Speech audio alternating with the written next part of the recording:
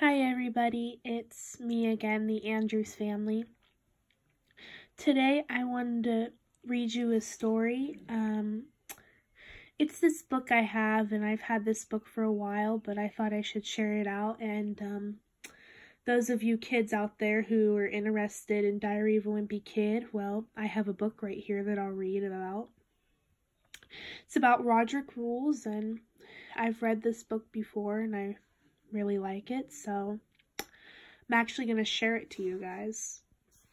I'm going to read one chapter, and then I'll probably upload a video tomorrow reading another chapter.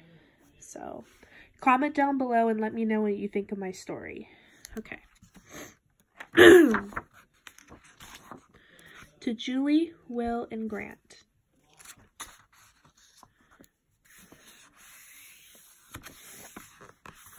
Monday.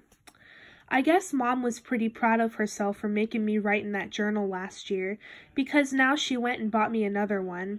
But remember how I said if some kind of jerk caught me carrying a book with diary on the cover? They were going to get the wrong idea. Well, that's exactly what happened today. Now that Roderick knows I have another journal, I better remember to keep this one locked up.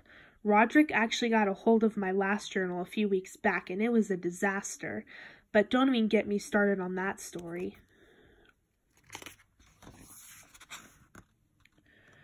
Even without my Roderick problems, my summer was pretty lousy. Our family didn't go anywhere or do anything fun, and that's Dad's fault. Dad made me join the swim team again, and he wanted to make sure I didn't miss any meets this year.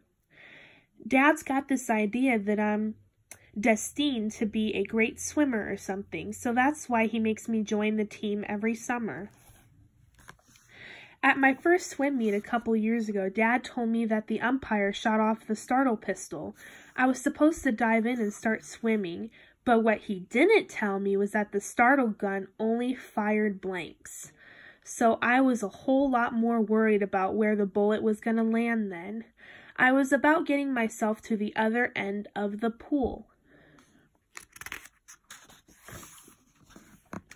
Even after Dad explained the whole starter pistol concept to me, I was still the worst swimmer on the team, but I ended up winning Most Improved at the awards banquet at the end of the summer. That's only because there was a 10-minute difference between my race and my last one. So I guess Dad's still waiting for me to live up to my potential. In a lot of ways, being on the swim team was worse than being in middle school. First of all, we had to be at the pool by 7:30 every morning, and the water was freezing cold. And second of all, we were all crammed into 2 lanes, so I always had something on my tail trying to get around me. The reason we had to use 2 lanes was because swim practice was at the same time as water jazz class.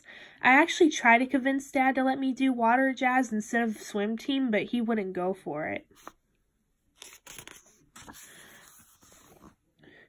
That was the first summer the coach let us boys wear swim trunks instead of those skimpy racing trunks, but Mom said Roderick's hand-me-down bathing suit was perfectly fine. After swim practice, Roderick would pick me up in the band's van.